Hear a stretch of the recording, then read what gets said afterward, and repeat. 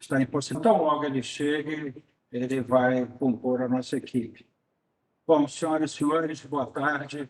Sejam bem-vindos ao segundo Fórum de Debate do Cluster Tecnológico Naval do Rio de Janeiro, com o tema Estratégias e Instrumentos para a Inovação, casos de sucesso, oportunidades e desafios no setor marítimo, que ocorre hoje, no mesmo dia em que se comemora o Dia Internacional dos Oceanos, definido por ocasião da Eco 92, realizado aqui na cidade do Rio de Janeiro.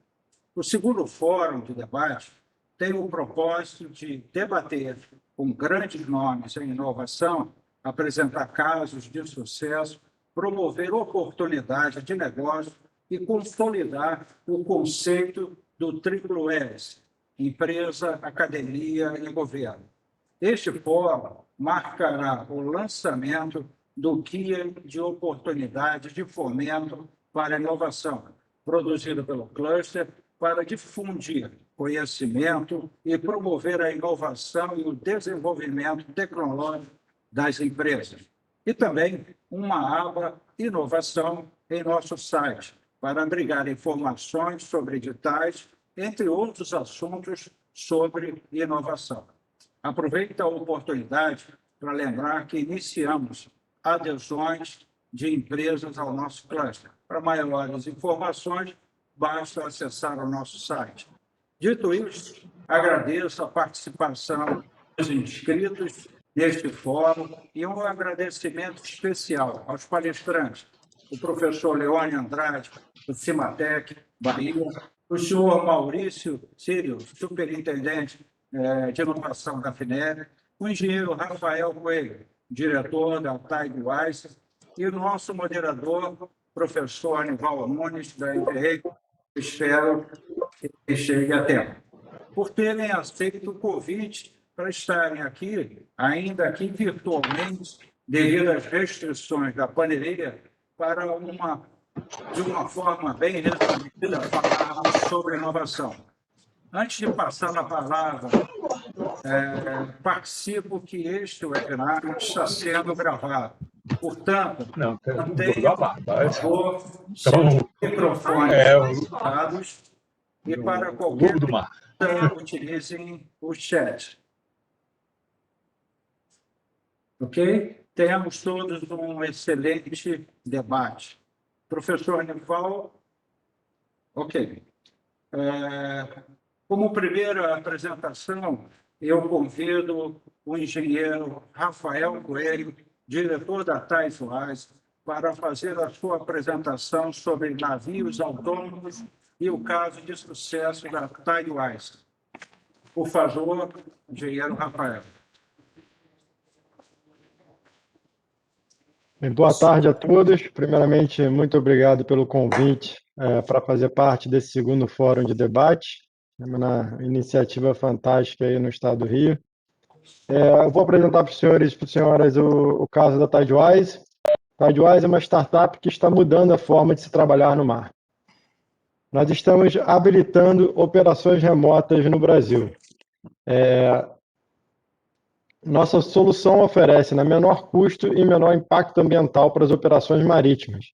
Então, todos os nossos projetos eles se baseiam em pelo menos um desses 4 pilares, né? A gente coleta mais dados, mais valor, dados com mais valor, né? A gente reduz o risco à vida humana e reduz o impacto ambiental da operação marítima no geral. Hoje, esse é um tópico muito importante, né? Como o Almirante falou, a gente comemora hoje aí o Dia do Oceano e cada vez mais a sociedade como um todo está preocupada com o impacto da indústria marítima.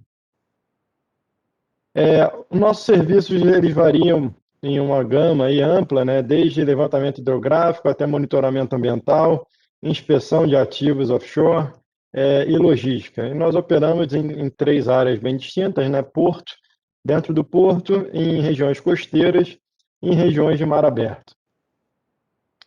Na parte de monitoramento ambiental, nós desenvolvemos ano passado, nos últimos 18 meses, né, praticamente, em conjunto com a Repsol Sinopec, e a Universidade Federal do Rio de Janeiro, então, de alguma forma, aí sendo duas pás da Tríplice Hélice, né? Infelizmente, nós não conseguimos incorporar a Embrapi nesse projeto. É bem provável que na sequência desse projeto a gente consiga trazer o governo aí para realmente fechar a tríplice hélice, né? Mas nós desenvolvemos uma integração de um drone na nossa embarcação autônoma. É a primeira vez que isso foi feito no mundo com sucesso. Então, na nossa solução, o drone trabalha de maneira autônoma, colaborativamente com a embarcação autônoma para detectar óleo no mar. Essa solução ela pode ser extrapolada para outras funcionalidades, como busca e salvamento, detecção de cetáceos e diversas outras formas de coleta de informação de superfície. Esse vídeo dá um tempinho para o vídeo carregar para os senhores. Esse vídeo exemplifica, né, como a solução funciona. Então, nós temos aí o drone. Isso foi um teste feito aqui na Baía de Guanabara. Essa plataforma de pouso no convés do Tupã, ela é estabilizada, né? Então a gente tem um sistema inercial na plataforma de pouso que estabiliza e mantém ela de uma maneira horizontal, o máximo possível com o nível, né?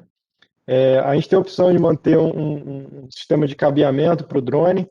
Então, para missões onde sejam necessárias, onde seja necessário um tempo de voo maior, a embarcação autônoma consegue fornecer energia para o drone. Então, com isso, você tem um sensor remoto de altitude muito maior.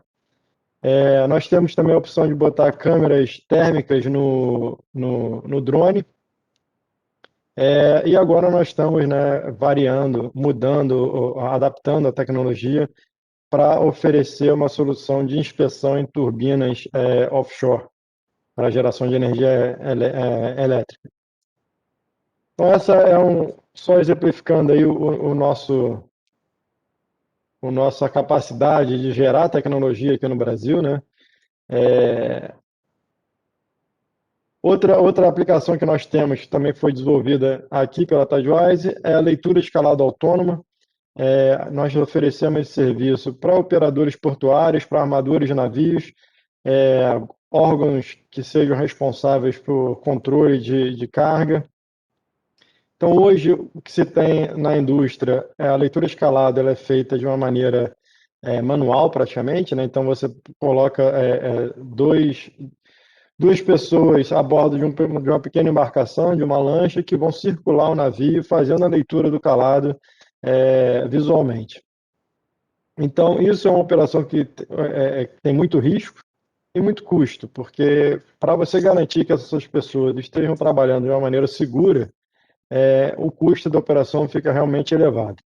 Então, nós desenvolvemos um algoritmo utilizando inteligência artificial que detecta as marcas de calado do navio, detecta a superfície do mar, faz uma série temporal da superfície do mar, né, para compensar as pequenas variações de ondulação e de jogo do navio, e consegue com muita precisão determinar qual é o calado aqui no navio. Isso tem diversas aplicações, não só controle de carga, mas também leitura de calado dinâmico para reguladores portuários. Enfim, é uma tecnologia que elimina de uma forma muito significativa o risco da operação portuária. Outra aplicação que nós temos é o levantamento hidrográfico. Esse é um carro-chefe para embarcações autônomas no mundo inteiro. Esses dois gráficos que estão na tela, o de cima seria a nossa embarcação com um sistema antijogo desligado, né? Então, o nosso grande diferencial aqui na Tidewise, nós incorporamos o sistema antijogo ativo na embarcação autônoma, que faz com que o jogo e os movimentos da embarcação sejam muito reduzidos se comparados a uma embarcação convencional. Então, com isso, a qualidade dos dados que a gente coleta é muito superior e existe um ganho sistemático no projeto de levantamento hidrográfico. A nossa embarcação trabalha com multifeixe, sidescan, sub-bottom e todos os outros sensores aí para levantamento hidrográfico padrão da indústria. Para a indústria offshore do Brasil, nós oferecemos rastreamento de robôs submarinos, tanto ROV quanto AUV. Algumas dessas aplicações de rastreamento de robôs submarinos hoje é feita com embarcações tripuladas de grande porte, devido à localização, né, dessas atividades. Então, isso normalmente ocorre no pré-sal ou em águas profundas. E ocorre que o rastreamento hoje é feito com PSVs e navios de porte razoável, em torno de 50 a 80 metros. Esses navios consomem a quantidade de combustível enorme, né, e acabam poluindo muito mais do que seria necessário se fosse utilizado uma embarcação autônoma. Então, novamente, naqueles 4 pilares iniciais que eu mencionei, agora nós estamos atacando aí a parte de impacto ambiental. Para serviços futuros, eu mencionei brevemente, nós estamos adaptando nossa tecnologia para a inspeção de ativos de geração de energia elétrica, né, através de turbinas eólicas. E hoje nós nos encontramos aí, desculpa o slide em inglês, eu acabei não traduzindo esse slide, mas hoje nós nos encontramos na década de desenvolvimento da indústria autônoma. Em 2018, nós tivemos a explosão da tecnologia, né, no mundo, diversos países investindo pesadamente em pesquisa e desenvolvimento, era uma atividade de alto risco ainda, pouquíssimo regulada, o progresso era lento, muita coisa sendo aprendida em campo e tendo que voltar para a prancheta para ser reprojetada. Felizmente, o nosso time participou dessa etapa, participou dessa atividade, nós acompanhamos o crescimento global da indústria, a equipe já trabalha nessa indústria desde 2012, então nós trouxemos esse background lá de fora aqui para o Brasil e estamos desenvolvendo agora a década de implementação da tecnologia, de adoção da tecnologia pela indústria, que vai até 2030. Então, hoje nós temos o início de regulamentação, a Tidewise trabalhou muito próximo à DPC, né, a Marinha do Brasil, para emitir o regulamento técnico para regulamentar a operação de embarcações autônomas no Brasil. Nós continuamos tendo investimentos em pesquisa e desenvolvimento, os riscos diminuíram bastante, mas hoje a indústria demanda um progresso muito rápido, né? Então a indústria já se convenceu que embarcações autônomas é uma solução viável, mas cada cliente nosso chega com um requisito específico. E a nossa capacidade de gerar tecnologia em casa e operar a embarcação permite que a gente consiga atender esses requisitos e essas especificidades dos nossos clientes. Então, nós temos em casa desenvolvimento, né, uma equipe de desenvolvimento de engenharia, de desenvolvimento de tecnologia, capacidade de produção, então nós fabricamos e construímos o nosso barco, a nossa embarcação e o nosso software, e operação. A partir de 2030, nós devemos ver aí um ambiente muito melhor regulado. A IMO emitiu há 2 semanas atrás aí o primeiro passo para a regulamentação internacional de navios autônomos. Os riscos serão muito menores. Não, quando eu falo em risco, não é risco operacional, é risco de negócio, risco de empreendimento, né, de geração de negócio. E a tecnologia será totalmente utilizada pela indústria. Então, esse ano de cliente nós temos a Repsol Sinopec, a Petrobras, a Ocean Cleanup, então marca aí grandes players do mercado mundial, né, adotando a nossa tecnologia. E o nosso roadmap, nosso horizonte de desenvolvimento tecnológico até 2024, nós hoje estamos desenvolvendo toda a nossa parte para adequar o REPEAN, adequar o nosso sistema de controle ao REPEAN, né, para evitar aborramento no mar, de uma maneira 100% autônoma. Isso hoje é feito de uma maneira combinada, autônoma e remotamente controlada ou monitorada. Ano que vem nós devemos ter a integração do USV com o ROV, então será possível realizar inspeção de ativos offshore de terra, utilizando um robô submerso controlado para uma embarcação de superfície. Esse projeto de pesquisa e desenvolvimento já está acontecendo aqui dentro da Tidewise, nós já estamos trabalhando com isso, desenvolvendo essa tecnologia, e ano que vem ela deve estar realmente sendo demonstrada aí para a indústria. Em 2024, nosso objetivo é ser capaz de gerenciar uma frota de maneira totalmente remota, né? Então, daqui do nosso centro de controle, nós seremos capazes de gerenciar uma frota não só de embarcações, mas de robôs como um todo. Então, drones, embarcações autônomas e robôs submersos, todos sendo gerenciados de um único centro de controle, cujo objetivo é fornecer informação e dados para o nosso cliente. A Tidewise é uma empresa que oferece serviços de coleta de dados no mar, e a gente utiliza robôs para isso. Então, só um pouco sobre a nossa equipe. Nós somos um time razoavelmente pequeno, com jovens engenheiros e engenheiras. Eu sou engenheiro naval, formado pela FRJ, mestrado na COP, trabalho na indústria de embarcações autônomas desde 2011. Comecei minha carreira na Inglaterra e em 2016 voltei para o Brasil para começar a desenvolver o mercado nacional. Meu sócio, cofundador da Tidewise, é o Sylvain Joet. Ele é francês, PhD em desenvolvimento de software, com vasta experiência no desenvolvimento de sistemas autônomos, tanto na Alemanha como aqui no Brasil. Trabalhou, inclusive, no Senai Cinematec na fase de criação do Flatfish. Então, é legal ver que o ecossistema brasileiro, apesar de novo, ele tem um nível de integração razoável, mesmo tendo aí em nosso país essas dimensões gigantescas que a gente, felizmente, tem. Bem, esse é um pouco sobre a Tidewise. Nós estamos mudando a forma de trabalhar no mar.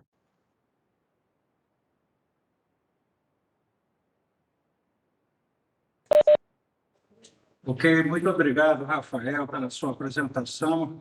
Eu passo agora a palavra para o professor Nival Nunes. Por favor, professor, esteja à vontade. Com licença, senhor Almirante, boa tarde, senhoras e senhores. É um prazer muito grande estar nesse encontro. Fico muito feliz aqui de ver uma empresa como a Tidewise apresentando todo um trabalho, um trabalho de avanço na tecnologia e dando empregos, né, para tecnologia com valor agregado, não apenas trabalharmos com commodities, trabalharmos com uma indústria de serviços que é muito importante, mas também é muito importante a gente desenvolver tecnologia própria. Tá certo? Eu peço inicialmente, senhor Almirante, demais participantes, desculpas, porque eu estou com um problema de ordem pessoal, né? Mas a gente tem que avançar nas nossas atividades. Então, senhor Almirante, com a sua permissão, vamos dar continuidade, Almirante Walter da Silva, ao nosso trabalho, tá certo? Então, como tínhamos aqui visto a programação, né, o próximo a se apresentar, desculpe, Almirante, será o nosso colega da FINEP, senhor Almirante. Não, Peço o desculpa. professor Leone, da Cimatec Bahia. Sim, eu tinha anotado aqui, é um trabalho excelente. Eu tive um congresso do qual eu dirigi, um congresso em Educação e Engenharia da ABENG, que é o COBENG Congresso, e tive a oportunidade de visitar as instalações lá de todo o trabalho. Eu não estou com o material aqui de pronto, mas imediatamente eu passo a palavra ao nosso convidado da Cimatec. Muito obrigado. E eu vou me adaptando aqui às novas realidades aqui, que eu saí do Hospital Pedro Ernesto agora há pouco. Muito obrigado. Com a palavra, o nosso colega do Cimatec.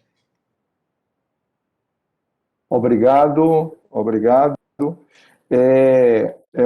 Antes de mais nada, um prazer estar participando aqui da programação desse segundo fórum de debate aqui do CTN.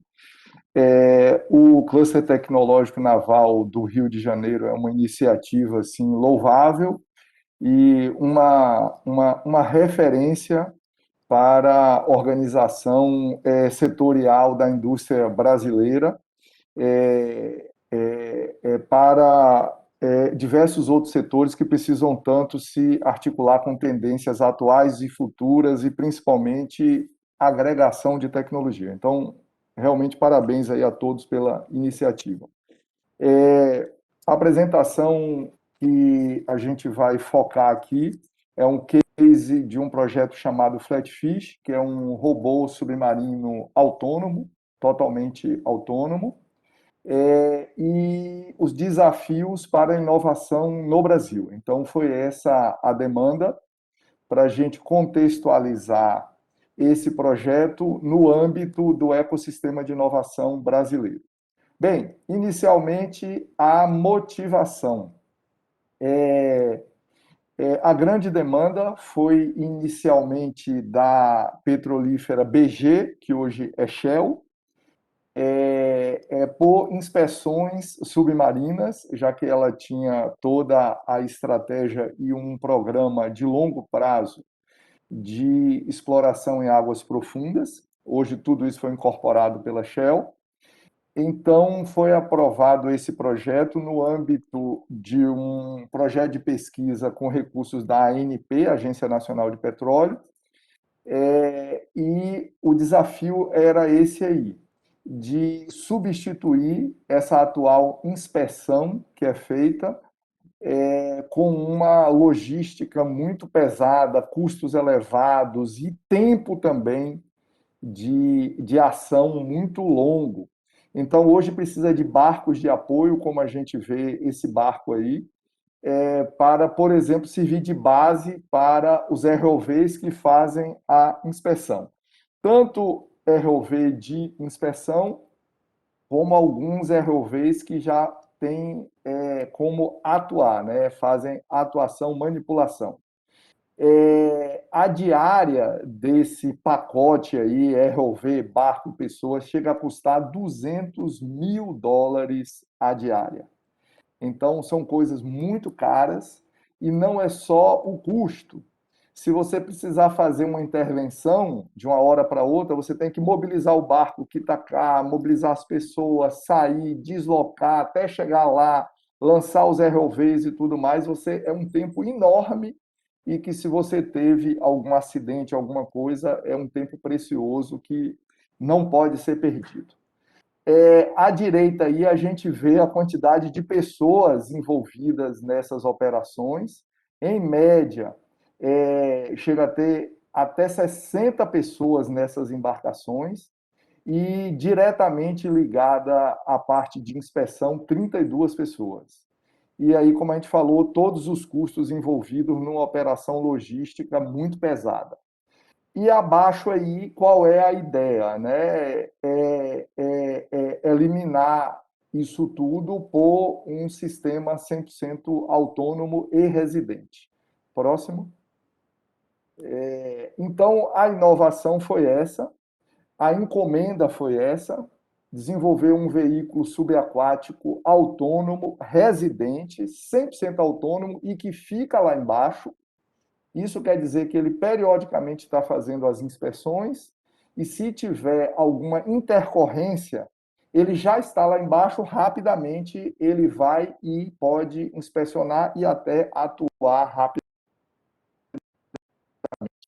sem aquele delay todo da intervenção de mobilizar barco, mobilizar tripulação, etc. Inspeções submarinas sem barcos de apoio, essa foi a encomenda. Monitoramento frequente da integridade submarina de campos. Então, é o seguinte, as inspeções mais rápidas, intervenções imediatas, custo muito menor e uma quantidade bem maior de intervenções, porque já fica lá embaixo e vai ter uma rotina periódica com maior frequência. Inspeção visual e reconstrução digital em 3D foi outra encomenda.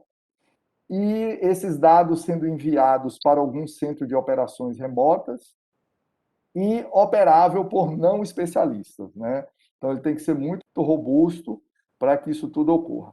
Aí, para ter ideia das dimensões, a gente está falando algo que foi feito inicialmente para 220 quilos e mais ou menos 2 metros de comprimento, para a gente ter ideia. As fotos aí à direita mostram o estágio, assim, dois estágios bem característicos. O de baixo foi o primeiro sistema que a gente desenvolveu e a gente montou ele integralmente lá na Alemanha, em um parceiro que eu vou falar logo mais. Isso dentro de um grande tanque que tem lá na Alemanha, preparado exclusivamente para isso, água ultra limpa, câmeras de altíssima velocidade, alta resolução e tudo mais para esses testes iniciais todos. E a foto de cima é o flatfish com o bico vermelho, a gente mudou a cor do bico, a gente já chama o red nose. Esse já foi montado 100% por nós e muito mais evoluído em software, autonomia toda a parte de reconhecimento de padrões aí já 100% desenvolvido aqui no Brasil, e esses testes na Baía de Todos os Santos. Próximo aí, por favor. Bom, os desafios, então, na fase inicial, foi fazer o design e a construção de um veículo especializado em inspeções submarinas. Então, a gente não tinha muita referência, alguns fabricantes começando a colocar seus produtos no mercado, mas nada com uma larga história e aprendizado nessa área. Outro desafio foi o desenvolvimento de algoritmos bem complexos que possibilitassem o robô subaquático atuar autonomamente. Então, enfrentamos muitas dificuldades pela questão de baixa visibilidade, correntes, enfim, várias dificuldades, assim, principalmente em campo, e fez o projeto evoluir muito. Formação de pesquisadores em robótica subaquática aplicada, então é uma área de conhecimento muito específica e, obviamente, não tem mão de obra disponível assim em quantidade no mundo, então teve que ter todo um programa de formação paralelo ao projeto. Estabelecemos uma cooperação tecnológica estratégica com o DFKI, lá da Alemanha, que é o Instituto Alemão de Inteligência Artificial, que já mexia nessa área de robôs autônomos, inclusive submarinos. Foi a partir dessa cooperação com o DFKI que o Silvian ficou um tempo aqui conosco no projeto, conforme já foi comentado. A estação de docagem com recarga de baterias e transmissão de dados, isso também deu muita dor de cabeça. A questão das conexões elétricas lá embaixo, transmissão, etc. Operacionalização de testes no mar, aí é uma foto ao lado de toda a logística para a gente fazer os primeiros testes no mar, então aluguel de barcos muito caros, aí com toda essa questão de segurança, enfim, foi uma logística bem pesada essa parte, à medida que você vai aumentando o TRL. E rodamos também um projeto piloto com a Embrapi que facilitou o recurso da internacionalização, já que a ANP só pode alocar recursos no Brasil. A gente fez a casadinha de recursos da ANP com recursos da Embrapi, que foram muito importantes, porque o recurso da Embrapi a gente pode gastar fora também. Próximo, por favor. Vamos ver um vídeo que mostra um pouco sobre isso. Então, como eu falei, aí está a logomarca da BG, começou com a BG Brasil, depois migrou para a Shell, né? As especificações técnicas estão aí, mas eu falei o peso aí, 250 quilos aproximados, está aí a velocidade. E a questão do comprimento de praticamente 2 metros. Próximo aí. A construção, pessoal, a gente indo aí da esquerda para a direita, ali a gente teve que montar toda essa parte do hardware, né, como se fosse um chassi, e ele tem aí umas câmeras hiperbáricas para guardar uma parte dessa eletrônica, inclusive futuramente sob pressão e tudo mais. Depois, aí na segunda coluna, a foto de cima já é ele também com mais sensores, aí a cada sensor que a gente integrava tinha que fazer testes de estanqueidade, testes de funcionalidade de cada sensor separado. A terceira coluna já é ele totalmente montado, e a quarta e última coluna lá em cima da primeira linha, é o robô em testes nesse tanque lá na Alemanha. Então essa primeira linha aí foi do robô fase 1. Aí agora já é a montagem do robô fase 2, já feito por nós e aqui. Aí os sensores que fizemos aqui, esse tanque aí, que tem o cursor, é um tanque que nós montamos aqui dentro do Cimatec, um pequeno tanque, bem pequenininho, só para ver a estanqueidade de sensores. Embaixo já é o nosso Red Nose, né, que é o brasileiro aí, testando em um lago inicialmente, e depois na Baía de Todos os Santos, o grande barco, ele fazendo os primeiros roteiros aí na superfície ainda, e depois ele embaixo d'água, fazendo a reconstrução completa 3D de um naufrágio que a gente tem aqui na Baía de Todos os Santos. Então, em condições já praticamente reais de operação. Próximo, por favor. Os testes. Na primeira coluna, esse teste aí em cima, lá na Alemanha, porque já tinha toda essa infra pronta, inclusive de câmeras, filmagens, tudo. Na parte de baixo é a parte de conexão, é o Flatfish entrando na garagem lá e a gente testando inicialmente. Na segunda coluna, lá em cima, é o nosso Red Nose aqui na Baía de Todos os Santos, a gente fazendo o lançamento dele.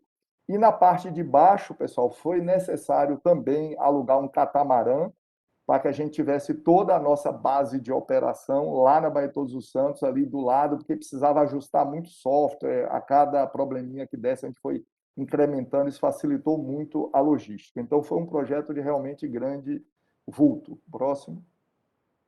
Bom, resultados.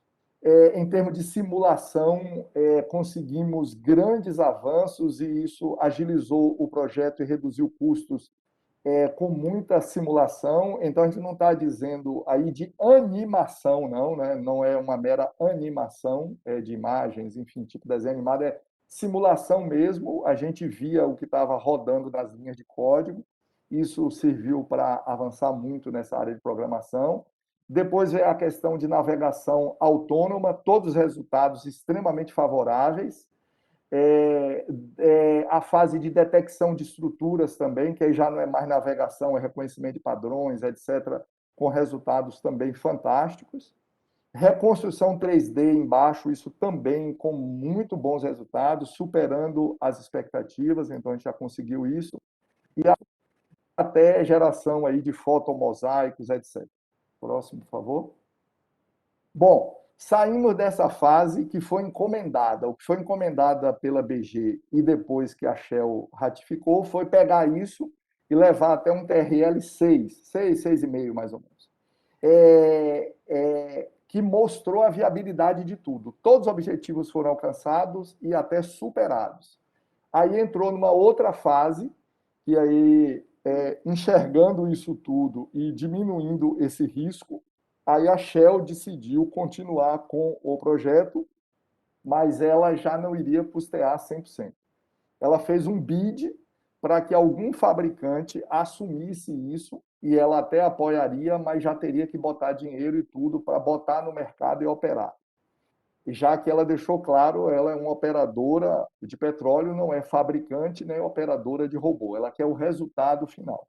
Então, foi feito esse bid, concorreram grandes empresas aí, acho que Oceaneer, OneSubsea, várias, e a Saipem italiana. A Saipem foi vencedora. Pelo projeto, nós tínhamos 90 dias para repassar tudo para ela, todos os códigos, todos os projetos, todos os conhecimentos, e deixamos uma equipe disponível para ela aqui. Vieram 3 ou 4 engenheiros da Itália para cá, ficaram 90 dias aqui, a gente disponível, passando tudo. Eles tinham a ideia de levar o projeto para a Itália e continuar lá, mas eles viram que é muito complexo e a gente já estava com um time bem grande aqui, com um bom domínio disso. Então, os italianos decidiram não levar o projeto para a Itália e fizeram o contrário. Pegaram o pessoal de robótica autônoma do centro de pesquisa deles e transferiram da Itália para cá. Então, hoje, a parte do centro de pesquisa de robótica autônoma, de sistemas autônomos da Saipem mundial, está operando dentro do Cimatec, digamos assim, na continuidade desse projeto. Então, a gente tinha uma preocupação do país perder tudo, todo esse desenvolvimento. Ao contrário, a gente acabou até atraindo pesquisadores estrangeiros para cá e cresceu ainda mais. Bom, então estamos nessa fase aí, que é de industrialização do Flatfish. Esse novo Flatfish, que não é mais aquele primeiro, né, incorporou todo o conhecimento, mas ele já tem dimensões de 4,5 metros, para você ter ideia, é mais do dobro do outro, e 3.200 quilos, saiu de 250 para 3.200, então mais de 10 vezes. Isso porque estava muito difícil estabilizar, dentre várias outras razões, o Flatfish em correntes marítimas mais fortes, etc., ele estava muito leve, Então, daí um motivo maior para isso e também para carregar mais baterias e mais autonomia, velocidade e outras características específicas. Essa nova versão, aí a Saipem já construiu lá na Itália, mas todo o projeto daqui, a gente acompanhando isso também. E estamos já na fase de desenvolvimento de novas funcionalidades. Então, virou um programa e que continua com outros projetos. Então, skid de proteção catódica foi outro projeto, a garagem suspensa, esse Flying Garage aí, que é a última foto aí à direita, a gente também desenvolveu 100% aqui. A questão de missões autônomas e várias outras demandas têm surgido nesse programa. Próximo. Bom, e os desafios da industrialização, então? E que a gente precisa pensar nisso como país, né? A questão de fornecedores qualificados, mão de obra super especializada, então a gente teve que desenvolver toda essa mão de obra paralelo ao projeto e uma cooperação internacional intensa para efetivamente ter a transferência de tecnologia. Questão de fornecedores continua muito crítica, principalmente para sensores. Os sensores mais avançados são todos importados. Atendimento de normas específicas de projeto, fabricação e operação. Então, nessa área de petróleo offshore, alta profundidade, as normas são apertadíssimas, tem que ter, enfim, ainda passar por uma série de homologações, DNV e várias outras. Desenvolvimento de um projeto com requisito de confiabilidade e escalabilidade. Então, a gente está trabalhando cada vez mais nisso, aumentar a confiabilidade ao máximo do produto e dar escalabilidade a ele. Infraestrutura específica de testes que contemple situações reais, nós não temos isso. Então, como se fosse um test bed submarino já pré-montado, com tubulações, com válvulas, com isso, enfim. A gente tem até discutido isso com a Marinha, né? Mas isso também é um desafio e acaba atrapalhando os desenvolvimentos. Desenvolvimento de procedimentos operacionais, como é tudo muito novo, a gente vai ter que trabalhar nisso. Operacionalização de testes de confiabilidade e testes pilotos em alta profundidade. Então, nós rodamos o Flatfish, aquele fase 1 até 30 metros na Baía de Todos os Santos. Esse novo que vocês viram, a foto, ele já está preparado para chegar até 2.000 metros de profundidade, mas aí os testes vão aumentando isso aos poucos. E realização dos testes em si, então a gente ainda tem alguns desafios nesse programa e muito aprendizado acumulado. Simulações já desse novo aí, tudo atendendo às expectativas e superando, então em todos os desafios, ambientes, tudo que foi dado. Próximo aí, por favor. E os testes já do produto, não mais daqueles 2 protótipos iniciais. Esse é o novo Flatfish já. Então, testes em Trieste, lá na Itália, porque a Saipem tem todo o campo de testes lá preparado para isso, que a gente não tem aqui no Brasil. Apesar da pandemia, esse projeto continuou e atingiu os objetivos. Agora, então, até dezembro de 2021, está nessa fase de testes. Primeiro trimestre do ano que vem, já no asset da Shell, esse asset é BC10, então os testes no primeiro trimestre de 2020 e um teste real mesmo num campo de Iracema da Petrobras no segundo trimestre de 2020. Aí as fotos do Flatfish sendo colocado na água e os primeiros ensaios lá e testes. Por favor, próximo aí. Então, basicamente isso, e fico à disposição aí para perguntas depois. Muito obrigado, hein? Muito obrigado, doutor, nosso diretor de tecnologia e inovação do Senai, Cimatec. A gente vê com bons olhos todas as parcerias com a Itália e com outros países. Mas o grande fruto aí, é a capacitação do próprio pessoal lá do Cimatec, seus docentes, e principalmente a transferência desses saberes aos cursos de bacharel, tecnólogo e técnicos do nosso querido Instituto lá de Salvador, que é uma experiência pioneira do Senai, né, que traz muito orgulho para nós brasileiros pela tecnologia desenvolvida. Dando continuidade, nós vamos passar a palavra ao senhor Maurício Círio, superintendente de inovação da FINEP.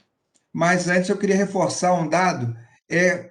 Por favor, façam as perguntas no chat, no bate-papo, que eu já estou levantando aqui para a gente tentar fazer uma anotação aqui que contemple todos e vamos tentando responder dentro dos 30 minutos estipulados para a gente ter o maior rendimento possível, tá certo?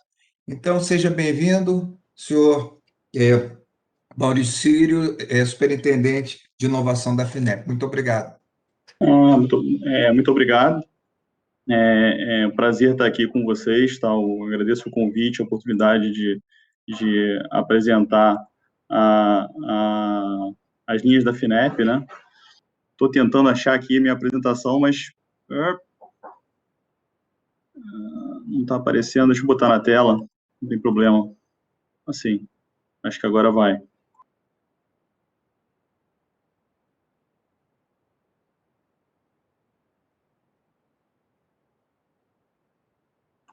Agora foi. Bom, tivemos aí duas apresentações da Tidewise e do Senai Cimatec. O Senai Cimatec já tive o prazer de visitar e conhecer, é uma instituição de excelência. O projeto do Flatfish, cheguei a ver o Flatfish, é um prazer ver aqui a evolução do projeto. E tanto o Flatfish quanto a Tidewise, que apresentou aí seus produtos, sua gama de serviços, né, não foram, mas poderiam ser apoiadas pela FINEP. Quem sabe nas etapas seguintes a gente consiga aí apoiar esses projetos relevantes aí para o setor naval, relevantes para o país. Então, assim, para dar uma ideia um pouco da FINEP, né, o que ela... a FINEP é uma empresa pública, né, federal, vinculada ao Ministério de Ciência, Tecnologia e Inovações. Ao longo da sua história, aí, foi fundada em 1967, já apoiou, tem mais de 35 bilhões de reais em projetos contratados, tá? 3.500 projetos nos últimos 10 anos. Temos parcerias aí com 14 agências internacionais de 12 países, participação em 6 redes internacionais para inovação, aí, Rede Eureka, Eramin, que é da parte de economia circular, dentre outras, né? Nas parcerias internacionais tem, inclusive, uma que interessa ao setor naval, que é a parceria com a Noruega, que algumas tecnologias offshore podem ser oferecidas, como foi o caso aqui, as duas, tanto a Tidewise como o Flatfish podiam estar participando do edital recente agora, lançado em parceria com os noruegueses, que a FINEP financia o lado brasileiro, e lá o Conselho Norueguês de Pesquisa, o lado norueguês, né, projetos em parceria entre empresas e ICTs dos dois países. Temos aí, hoje, pouco mais de 600 funcionários na FINEP, sendo aí 45% aí de pós-graduados, mestres, doutores, apoio a universidades públicas em mais de 5 bilhões de reais em apoio, contemplando aí 94% das universidades federais e estaduais existentes, apoiamos também universidades privadas, tá? É importante dizer. 26 agentes financeiros cadastrados, a gente centraliza recursos para banco de desenvolvimento, aqui como a AG Rio, aqui no estado do Rio de Janeiro, tá? Maurício, Oi. Rafael, vem cá, a tua apresentação ela não está passando. Não? Não, tem que botar em modo de apresentação. Ela está em modo de apresentação, gozado. Obrigado, Rafael. Mas ela está em modo de apresentação. Se eu passar agora, vocês veem dessa forma? Agora foi. Eu vou pedir desculpa e vou ampliar aqui, porque quando eu coloco em modo de apresentação, ela não passa. Não, então, tudo bem. Se assim passar, tudo bem. Agora foi. Tá, tudo bem. Obrigado, Rafael. Eu acredito que o senhor tenha compartilhado a janela do PowerPoint, não a do modo apresentação. Se trocar a janela compartilhada, deve funcionar. Vamos lá, vou interromper o compartilhamento, então. Interrompi aqui. Você quer que eu compartilhe o aplicativo, é isso? Só que aqui dá a opção tela cheia, janela. Nós podemos passar aqui pelo campo. Pode ser também. Pode ser também. Talvez seja melhor. Talvez seja melhor. Ok.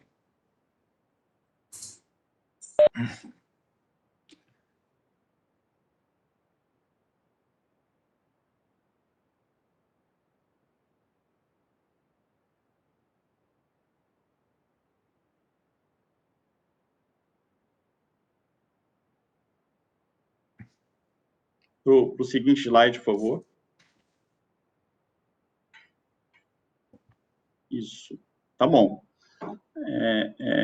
Então, vamos lá. A FINEP apoia 10 das 8 empresas mais inovadoras do país, né? Então, assim, a gente pode passar para o próximo, são alguns dados adicionais, não é o objetivo da apresentação. Pode passar para o próximo, por favor. Então, as principais fontes de recursos, a gente usa recursos do FNDCT, que é o Fundo Nacional de Desenvolvimento Científico e Tecnológico, que é a principal fonte de recursos de apoio à ciência, tecnologia e inovação no país, do Funtel, de Telecomunicações, Fundo Nacional de Saúde, recursos da ANP, a FINEP oferece as bolsas do PRH, ANP, Fundo Setorial de Audiovisual, Rota 2030, em que a gente fez uma grande inovação que, a gente oferece recursos não reembolsáveis a empresas sem ser via edital, via fluxo contínuo, como são nossas operações de crédito, internacionais como o BID. Pode passar, por favor. Então, nos mecanismos de apoio à inovação, né, assim, no Sistema Nacional de Inovação, a gente vê aí, a FINEP é a única que opera do DRL1 ao 9, né?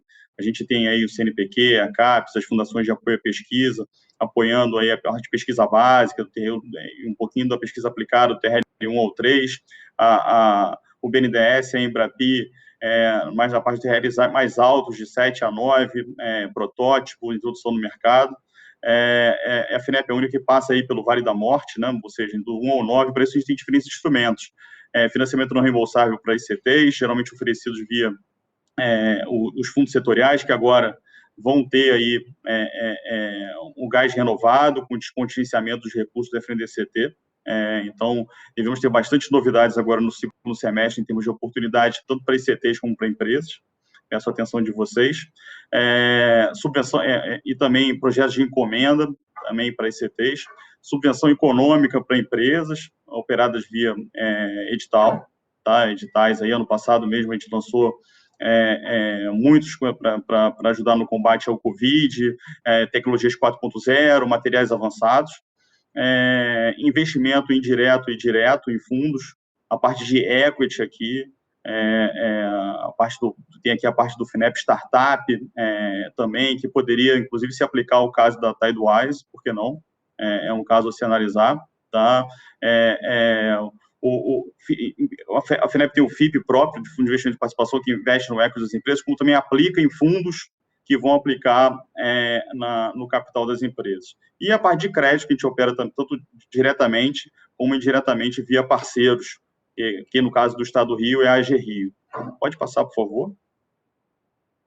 Isso é uma ideia dos programas que a FINEP tem, isso tem na página da FINEP, né? O Centelha, que é um programa de recursos não reembolsáveis, de subvenção econômica, né? Um programa de ideação, uma fase mais inicial das empresas que é feito junto com o MCTI, com a Fundação CERT, em que você está apoiando aquela fase mais inicial das empresas com recurso não reembolsável, operado via fundações de apoio à pesquisa parceiros, com recurso descentralizado.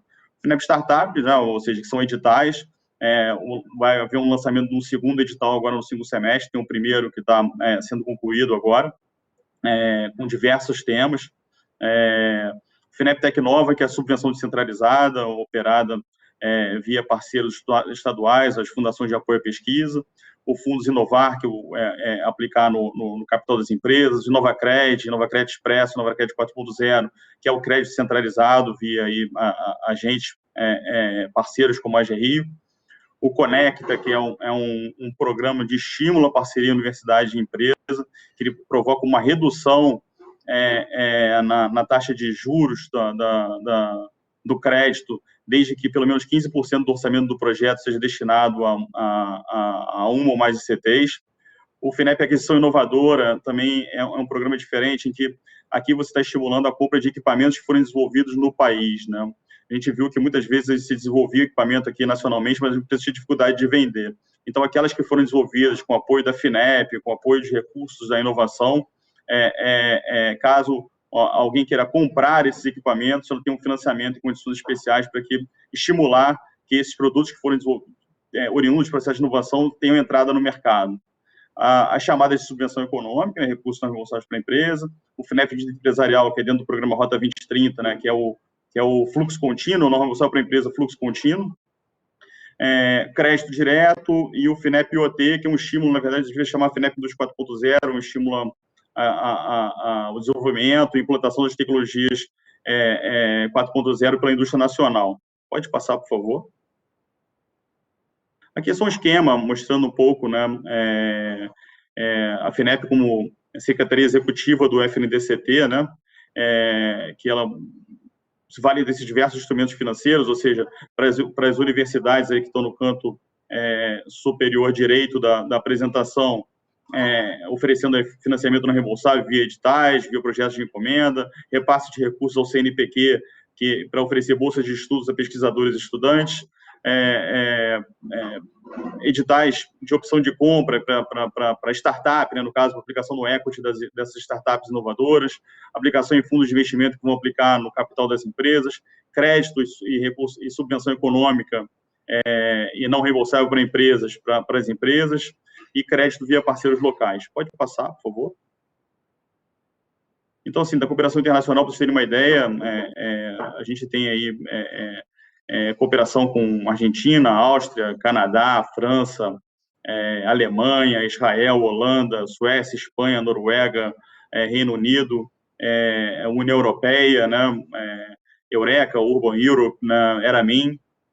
Então, assim, em que a gente lança aí editais de cooperação, geralmente com recursos não reembolsáveis para ICTs e empresas, em cooperação com ICTs e empresas dos outros países, são oportunidades de estabelecer parcerias internacionais e também por que não, de somar, né? Ou seja, aqui os projetos têm que ser relevantes para os dois países e desenvolvidos de forma também equilibrada entre os países. Não pode um país desenvolver tudo e o outro só participar de forma não muito, vamos dizer assim, não agregar muito a solução. Todos aqui estão agregando, é uma forma até de entrada em mercado internacional.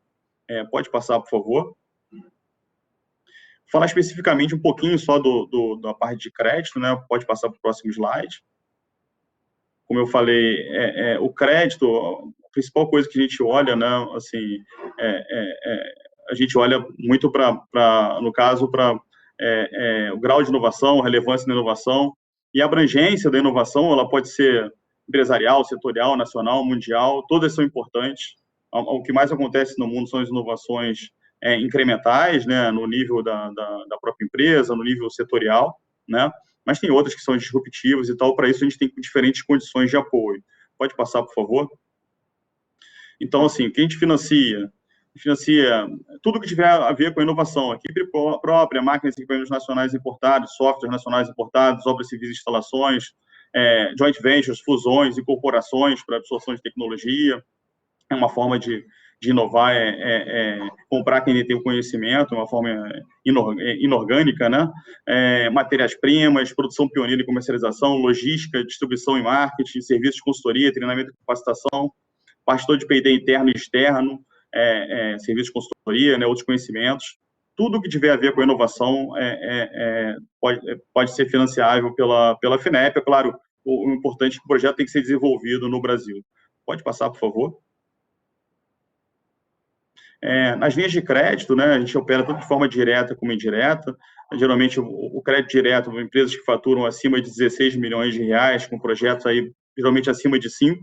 E o que a gente olha muito é o grau de inovação e a relevância dessa inovação, né, ou seja, qual a intensidade dessa inovação, é alta, é média, é baixa, qual é a abrangência, se ela é Brasil, se ela é no nível da empresa, se há parcerias ou seja, se ela mobiliza o Sistema Nacional de Inovação, há parcerias com outras empresas, com outras ICTs, né, para o desenvolvimento desse projeto, e na relevância, relevante para o Brasil, ser relevante para o setor, ser relevante para a empresa, grau de internacionalização, e com isso a gente vai medir, né,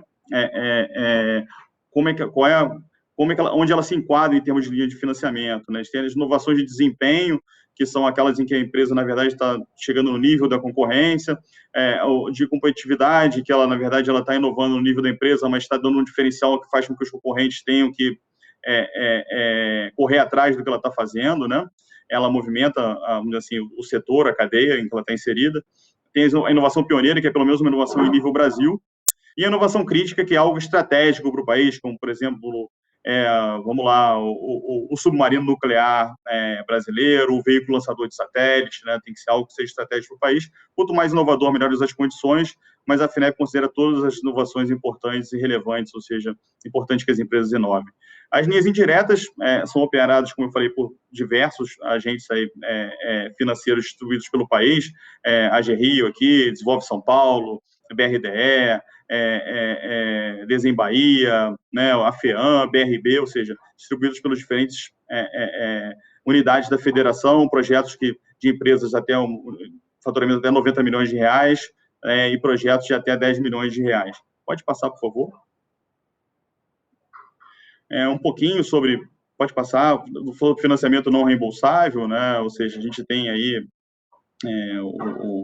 o Centeira, tem Tecnov e tal, vou falar só um pouquinho do que a gente fez em termos de subvenção ano passado, alguns exemplos de 2020, né, a FINEP é a única que opera subvenção econômica a empresas no Brasil, né, ou seja, é o mecanismo mais utilizado no mundo e mais adequado para apoiar inovações disruptivas, né, então, assim,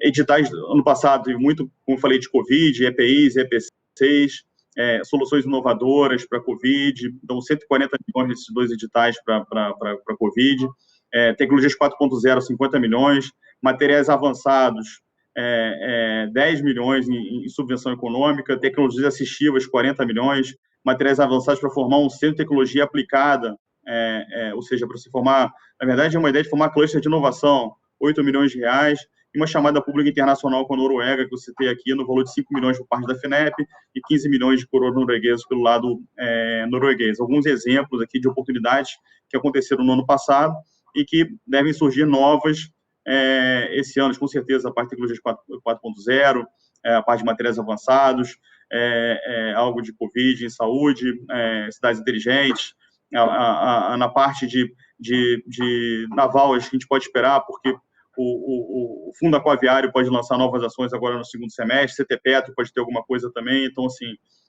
realmente, a gente tem que estar atento às oportunidades que podem surgir. Pode passar, por favor? Então, assim, dos 7 editais lançados ano passado pela Diretoria de Inovação, né, da FINEP, né, 5 já com resultados aprovados, foram mais de 1.700 empresas envolvidas nesses editais, e editais que incentivaram e pontuaram as parcerias com os ICTs como estímulo. Todos os programas da FINEP geralmente estimulam e concedem condições especiais para essa parceria empresa ICT acontecer. 90% dos projetos contemplados têm parcerias com ICTs, então essa tripla hélice aí, governo, empresas, universidades, ela aconteceu de uma maneira bem positiva. Mais de 140 ICTs envolvidas em propostas de impacto fundamental aí no incentivo à tripla hélice. Pode passar, por favor.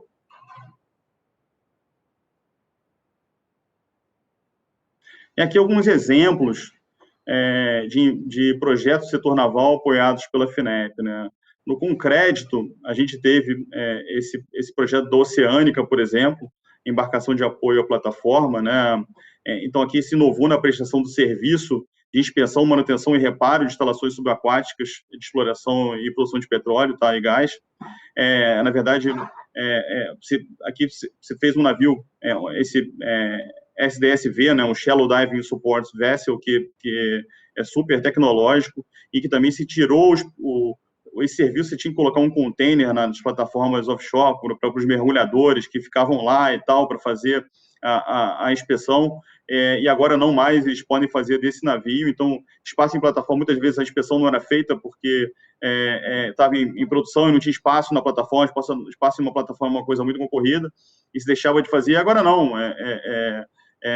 os mergulhadores ficam no navio, o sistema lá de propulsão é de uma maneira que não cause nenhum risco para os mergulhadores estarem mergulhando perto do navio e da plataforma. Então, assim, se ganhou uma agilidade e mobilidade muito grande com esse projeto. O projeto da Ocean Pact, também muito interessante, de uma plataforma de aquisição, integração e modelagem de dados oceanográficos para suporte a emergências e apoio logístico na bacia de Campos e Santos, né? Então, na região aí do pré-sal, um sistema que reduz o período de tempo entre a detecção de um incidente e a resposta efetiva, né? Então, 34,8 milhões de apoio FINEP no projeto Ocean Pact, 70,6 milhões para as 2 embarcações da Oceânica. Pode passar, por favor. Projeto também interessante aqui já casos de subvenção econômica, né, da NTC com a Marinha, o centro que a Marinha tem em São Paulo, dentro do campus da USP, né, hélices marítimas de fibra de carbono, desenvolvimento de hélices de elevada eficiência através de materiais compósitos reforçados com fibra de carbono, assistido ao processo de injeção, conta com essa parceria do Centro Tecnológico da Marinha e que faz com que não só a inovação em termos de materiais, como também faça menos ruído ao se movimentar o submarino, que é muito importante. A última coisa que se quer quem está dentro do submarino é ser detectado. Com a Embraer também foi feito no edital de Nova Aerodefesa, né, desenvolver e avaliar o campo SDF-DAN, né, fusão de dados para aplicações navais, que gerará uma visão situacional integrada do cenário tático de forma distribuída via um enlace automático de dados, visando atender às necessidades da Marinha do Brasil em seus programas estratégicos. Então, a Embraer desenvolvendo aí soluções para a indústria naval. Pode passar o próximo, por favor. O Centro de Integração de Sensores e Navegação Eletrônica, CISNE, também da Marinha, aqui já exemplos de ICTs apoiadas, tá? Conclusão do desenvolvimento do CISNE, de modo a atender padrões internacionais mais rígidos, implementando os requisitos de um Electronic Chart Display Information System, né? Agregar funcionalidades de um Warship Electronic Chart Display and Information System de acordo com as necessidades específicas da Marinha. Aqui também aqui já R$801.500, 13,6 milhões para o sistema de gerenciamento da Amazônia Azul, o sistema de vigilância para o comando de operações navais e para os distritos navais que monitoram o tráfego marítimo, auxilia operações de busca e salvamento e dê suporte às tarefas em situação de conflito, provendo aí consciência situacional do contexto militar, naval, integração de dados e sensores ativos, radares e passivos, sensores acústicos e câmeras. Então, assim, importante também para a gente controlar e defender aí a nossa Amazônia Azul. Próximo slide, por favor. E projetos mais antigos também de CTs, né, o navio de pesquisa hidroceanográfico, né, H-39, com a Marinha, também 28 milhões de reais, e o navio polar Almirante Maximiano, né, no valor de 60 milhões de reais, importantes aí para realizar. São navios que são laboratórios flutuantes, né, vamos dizer assim, né, importantes aí para fazer pesquisas oceanográficas, importantes para desenvolvimento de pesquisa no setor naval. Próximo, por favor. Bom, de forma resumida, seria isso. Obrigado aí mais uma vez. Muito obrigado, senhor Superintendente de Inovação da FINEP, nosso Maurício Sírio, que é uma honra tê-lo aqui, e fazer alguns esclarecimentos acerca das aplicações dos recursos nacionais no desenvolvimento da ciência e tecnologia, em especial na área de defesa e na área do setor marítimo. Nós acabamos de ter as 3 palestras, né? Eu já verifiquei aqui no bate-papo que alguns colegas já fizeram algumas perguntas e os próprios participantes já estão respondendo, isso online, quer dizer, muito interessante, mas eu queria passar ao senhor engenheiro Rafael Coelho para esclarecer mais um pouquinho alguns pontos da pergunta e acrescentar outros. O senhor coloca, Rafael Coelho, que em 2030 estará muito mais regulado, né? O senhor cita também a questão do direito internacional, da questão da regulação do ponto de vista da IMO. O senhor poderia acrescentar a pergunta que foi colocada pelo Agostinho Couto e outros aí, por favor? Com a palavra o engenheiro Rafael Coelho. E parabéns pela sua apresentação, hein? Muito obrigado. Eu estou buscando aqui a pergunta do Agostinho. Enfim, mas em termos de regulamentação, nós hoje temos, né, de certa forma, veículos autônomos aquáticos, marítimos, né, embarcações autônomas, estão sendo muito melhor reguladas do que foram os drones, por exemplo. O drone é uma tecnologia que explodiu numa velocidade muito grande, né, devido ao custo, conseguiu-se reduzir o custo da tecnologia em 2 ou 3 ordens de grandeza, e hoje você em qualquer supermercado aí, um pouquinho melhor, você consegue encontrar alguma forma de drone. Então, isso fez com que os países tivessem que regulamentar a utilização de drones localmente. Na indústria marítima, o que está acontecendo entrou-se em acordo, né? A indústria por si só criou um guideline, né? Criou um guia de referência de como se utilizar embarcações autônomas de maneira segura, e é essa documentação que está sendo usada localmente pelos reguladores, né? Então, aqui no Brasil, a DPC, foi esse documento que a DPC se baseou para criar a regulamentação brasileira, e outros países fizeram o mesmo. E a IMO, em paralelo, está estudando o caso de acordo com a regulamentação internacional, emitiu aí o primeiro parecer de como isso vai ser posto em prática, né? E aí em 2030 a gente já deve ter a coisa muito melhor regulada. Mas o ponto importante é que inverteu-se, né? A indústria se uniu para determinar a forma segura de ser regulamentada, e aí os reguladores foram atrás desse documento para servir de base. A regulamentação ela avança de uma maneira muito mais lenta do que o desenvolvimento tecnológico.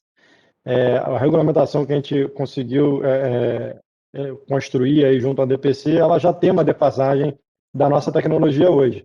Então, a gente está buscando a DPC de novo para atualizar o regulamento, e sempre vai ser assim, a tecnologia vai sempre puxar a regulamentação, porque se inverter a gente para e fica para trás e para de inovar. Muito obrigado, mas tem 2 itens aqui. Um é do Agostinho, outro do Daniel, com referência à inovação, propriamente isso que o senhor colocou, mas se o senhor, ou a empresa usou incentivos fiscais voltados para a inovação no Brasil? Uma pergunta que está colocada aqui. Difícil determinar o que seriam os incentivos fiscais, né? Não existe muito incentivo para a empresa em si, existem mecanismos para outras empresas utilizarem, aí existe a lei do bem, existe o recurso ANP, a gente utilizou o recurso ANP no projeto da integração do drone, então o projeto foi desenvolvido em parceria com a Repsol, utilizando recursos ANP. De certa forma, a regulamentação brasileira até hoje, a legislação brasileira até muito pouco tempo atrás, era focada em favorecer a inovação de grandes empresas. Só que grandes empresas são monstros muito lentos, por si só lentos. Então, elas têm uma inércia muito grande que não tem legislação que vai fazer a inovação acontecer ali dentro. Não é à toa que no mundo quem faz inovação é startup, e acontece que as grandes empresas vão e adquirem, como alguém muito bem mencionou, adquirem essa tecnologia, incorporam essa tecnologia, foi a FINEP, mencionou o Maurício, que é uma das formas mais eficientes das grandes empresas fazerem inovação. Hoje a gente tem o Marco Geral da Startup, que melhorou um pouco a situação, na verdade, regulamentou um pouco a forma como startups podem receber incentivos ou receber recursos, principalmente de pessoas físicas, né, que era um buraco na legislação brasileira. Então, isso está um pouquinho melhor. Mas ainda tem espaço para a legislação brasileira avançar em termos de inovação. Ok, engenheiro Rafael Coelho, muito obrigado. Vou passar agora algumas perguntas para o Dr. Leone. A pergunta que ele já respondeu, mas fica à vontade para esclarecer, com relação que a Cimatec, né, e o projeto utilizou um tanque na Alemanha, e como é que poderia ser feito esse intercâmbio com a FRJ, o tanque que tem aqui na COP, o FRJ? O senhor já respondeu, mas poderia esclarecer um pouquinho, e se era possível uma parceria entre a Tidewise e a própria Cimatec, foi a pergunta que foi colocada aqui. Excelente. Quanto ao tanque oceânico, é realmente uma estrutura assim, fantástica, eu conheci. diria até que mais avançado até do que o tanque lá da Alemanha, porque tem também geração de ondas, tem alguns recursos que não tem lá no tanque da Alemanha.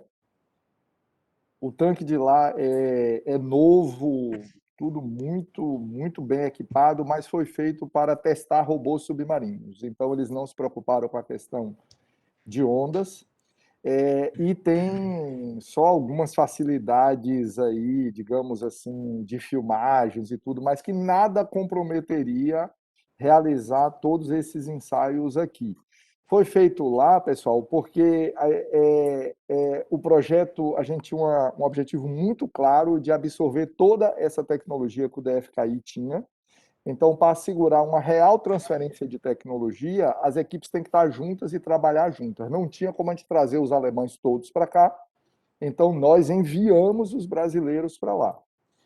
Precisamos negociar muito isso com BG, Shell, mas chegamos a manter 20 e tantas pessoas lá durante meses lá na Alemanha e fazendo tudo sob a supervisão dos alemães, mas desde aquele primeiro protótipo, nós que montamos tudo, porque a missão era montar o segundo protótipo integralmente no Brasil. E realmente foi a decisão acertada. Bom, como todo o nosso time já estava lá e tinha um tanque ali do lado, então a gente acabou já usando o tanque de lá para evitar esses deslocamentos.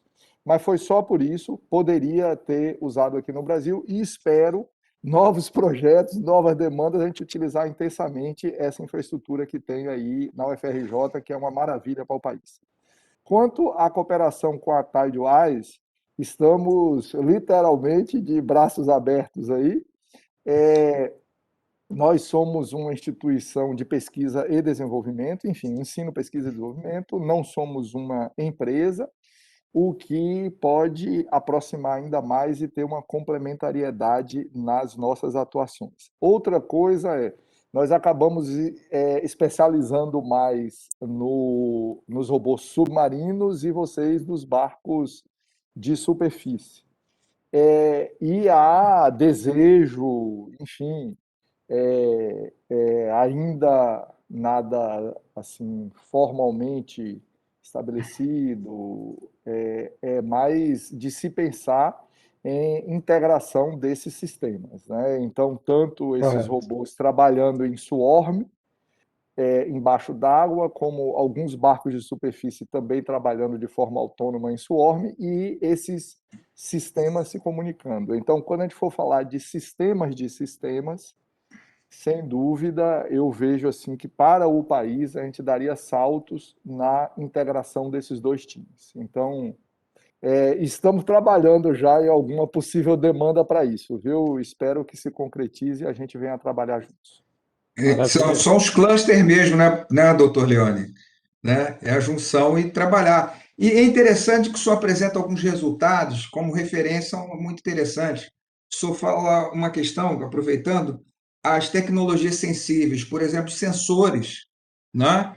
E outros resultados que nos faz crer que temos que aprimorar, como o Rafael Coelho colocou, que vem a tecnologia, mas também vem a norma e a regulação, né? Então, as normas técnicas também, o senhor fez um elenco de resultados que levam a melhorar as condições de contorno, tanto do ponto de vista legal, quanto do ponto de vista do nosso desenvolvimento industrial e das agências, governo e apoio, etc. Queria que o senhor falasse um pouquinho sobre isso, mais um pouquinho, principalmente se é possível, por exemplo, a FINEP incentivar, através de projeto, alguns dos pontos críticos. Por exemplo, a questão de sensores. É só um ponto para refletir aí. Obrigado. Sem dúvida, excelente colocação.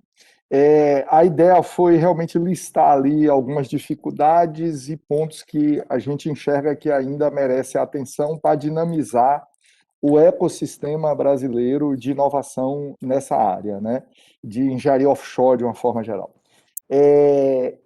Então, essa questão de sensores é muito crítica, principalmente para sistemas autônomos. Nós acabamos assim entrando nesse mundo via o Flatfish, via robôs submarinos, mas a gente já migrou, por exemplo, para veículos terrestres autônomos caminhões fora de estrada para mineração semi-assistidos, robôs que entram em cavernas para inspeção, robôs de linha de transmissão. Então, a gente tem já atuado, começando a espalhar fortemente essa atuação em sistemas autônomos. Em todas as frentes, o gargalo para você verticalizar e dominar integralmente, isso chama sensores. É claro que o coração da coisa digamos, os algoritmos de autonomia, reconhecimento de padrões, você dominar fusão de sensores, o que um sensor lê com o que o outro lê, e um conversar com o outro, sobrepor, tudo isso assim, realmente complexo e foi dominado. Agora, os sensores em si é total dependência. A gente tem tido essa discussão e, sob o nosso ponto de vista, a gente precisa enxergar um programa nacional grande, onde a gente pode trabalhar em 3 linhas, tem que ser em paralelo. A primeira linha, com entrega mais rápida, é o que a gente fez integrando tecnologias e sensores e tendo um primeiro hardware que foi o Flatfish, e o que a Tidewise fez. A segunda frente que nós fizemos, e com certeza a Tidewise também fez, que foi ir além e ter soluções próprias de software, de inteligência, de autonomia, de padrão de sensor, de tomada de decisão. Isso continua, essa linha para aqui, que é integrar, essa continua. E a terceira linha, que eu acho que precisa no país, e que aí você colocou muito bem, é um programa ligado a sensores. E esse é de bem mais longo prazo. Então, primeiro a gente integra sensores estrangeiros em um produto, depois a gente vai dando as nossas soluções e aplicações via software, utilizando essa plataforma de hardware que a gente fez com sensores estrangeiros, e no paralelo a gente tem que ir desenvolvendo sensores. Lá na frente, a gente vai pegar essa primeira plataforma e encaixar sensores nossos. Isso precisa ser discutido, sob meu ponto de vista, senão vai ser uma eterna dependência. Muito obrigado, doutor Eleone. Agora, passando ao nosso superintendente da FINEP, o Maurício Sírio, né?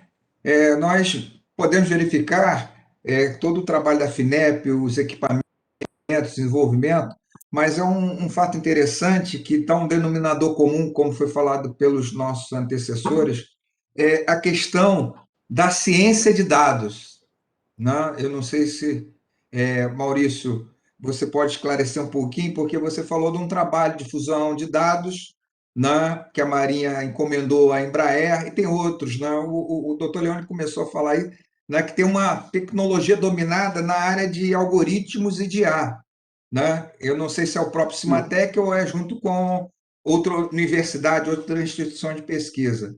A Tidewise também utiliza alguns algoritmos, eu não sei se é desenvolvimento próprio ou uma parceria com startups ou outras instituições de pesquisa. Mas o interessante é a preocupação da FINEP, não só com os equipamentos, mas também com a alma desses equipamentos, que são os algoritmos e a ciência de dados, que vai desde a inteligência artificial até ao desenvolvimento de novos algoritmos para execução de tarefas específicas, né? Então, Maurício, eu queria que você falasse um pouco mais desse setor de investimento que a FINEP tem se programado como uma linha de indução para o desenvolvimento desse setor.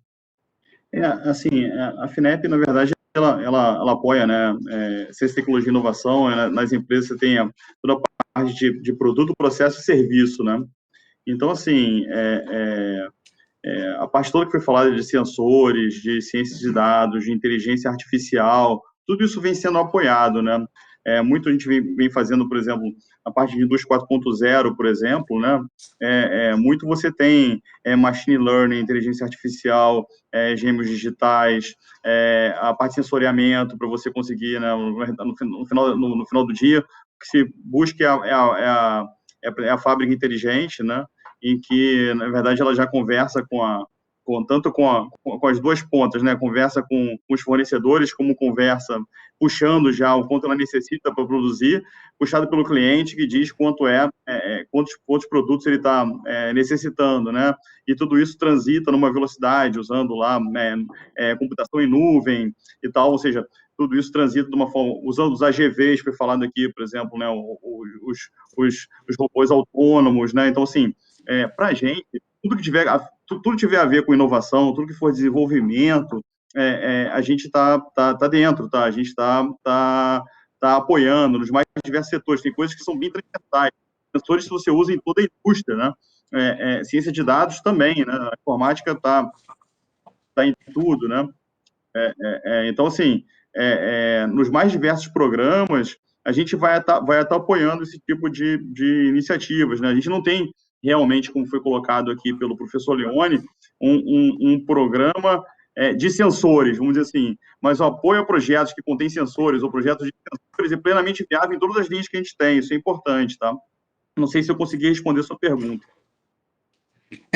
Conseguiu sim, e eu só lembrando que tem tinha um setor de sensores na Federal do Rio Grande do Sul, na Escola de Engenharia da Federal do Rio Grande do Sul, era o professor Renato Brito desenvolvendo sensores, e aqui na PUC-Rio, né? A PUC-Rio desenvolveu, através de um programa de indução na FINEP nos anos 2000, né, que tinha que ter associado uma empresa, e infelizmente essa empresa, depois de certo tempo, foi comprada por uma multinacional.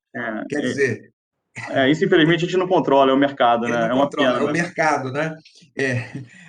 Foi uma situação que eu fiquei, olha, agora nós vamos ter, doutor Leone, mais sensores, mas naquele momento a FINEP investiu, quer dizer que é uma preocupação também, né, que lá de fora tem um cerceamento tecnológico, e a gente aqui às vezes não tem uma legislação talvez que ajude a blindar nossas Sim. indústrias ou nossa propriedade intelectual, que é um problema que a gente vem estudando aí, que é muito interessante. Você vê até o caso, desculpa, do Flatfish aqui, né? Na verdade, né?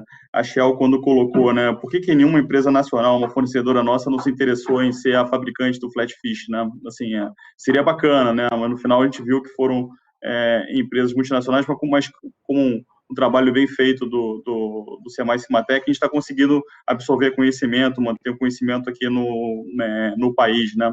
Isso ou seja, claro que é super bem-vindo assim, os arranjos internacionais e a parceria e tal, mas é importante o que você está colocando, a gente manter o conhecimento aqui, ter a nossa indústria, ter as nossas fornecedoras globais, né, de tecnologia, né, para você ter um domínio tecnológico, né, então assim, mas imagino que seja, lá de 2000 que você falou, seja alguma iniciativa do CT Info, né, que era o Fundo Setorial de Informática, né, pode ter sido, nesse sentido.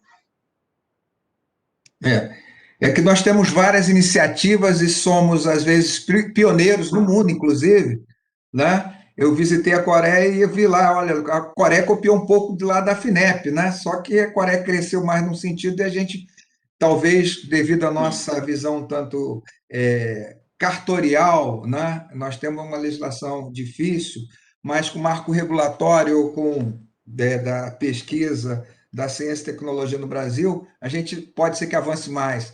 Foi um processo de colocar o termo inovação na nossa Constituição, foi um parto, né? Mas recentemente já tem, e isso tudo a gente vê com bons olhos, né? Eu não sei se já está terminando, mas só uma pergunta que acho que os clusters, né? E no caso, o cluster marítimo aqui do Rio de Janeiro, a gente vê com bons olhos o que a FINEP traz e o que a indústria pode fazer, e aqui nós temos governo, uma empresa e um setor de pesquisa, quer dizer, uma hélice tripla aqui, né? Acho que a ideia foi muito significativa, porque a gente aprende muito, né, com esses conceitos. Espero só aqui, o professor falando, não é um debatedor, né? É que me preocupa o orçamento da aplicação da pesquisa, né, que é sempre aquela preocupação, né, que a FINEP deve estar sofrendo, assim como o CNPq e a CAPES, mas a gente está sempre com a esperança de melhores dias, e essa iniciativa do nosso cluster do Rio de Janeiro é muito significativa. Estou muito feliz por ter participado aqui, peço desculpas porque a tecnologia ainda não está totalmente dominada na área de vacinas. E uma amiga minha, né, teve um problema sério e agora está internada no hospital, né? Mas faz parte do nosso momento atual. Mas parabéns aí ao Rafael, parabéns ao Dr. Leone, ao Maurício, é uma honra muito grande. E agora eu passo a palavra ao nosso estimado almirante Walter da Silva. Muito obrigado.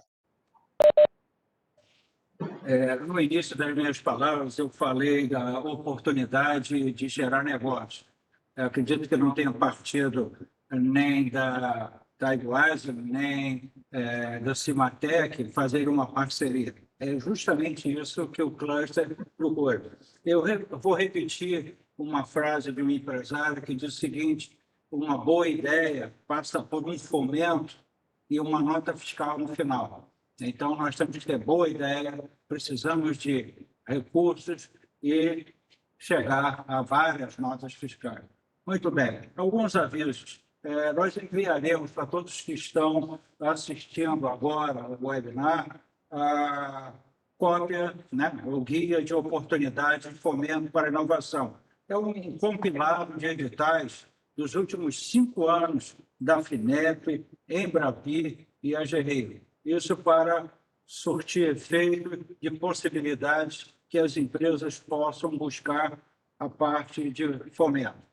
Desde já, eu agradeço a colaboração de todos para qualquer sugestão. Nós mandaremos uma avaliação desse webinar para que possamos melhorar nos 2 outros que temos ainda este ano. Por fim, eu agradeço mais uma vez ao público que nos assiste e aos palestrantes e ao nosso mediador, que efetivamente fez todo o possível para estar presente. A gente sabe que urgências, cisnes negros aparecem. Mas muito obrigado pela sua participação e a sua intervenção, que foi brilhante e só brilhantou mais ainda as apresentações que foram feitas. Também participo que, em comemoração ao Dia Mundial dos Oceanos, nós vamos lançar o Cluster News, justamente com ideias sobre inovação e informações. Todos os inscritos neste webinar receberão. Esperando revê-los no próximo fórum, a ser realizado em setembro, eu encerro, então, o 2º Fórum Debate da websérie do Cluster Tecnológico Naval. Boa tarde e muito obrigado a todos.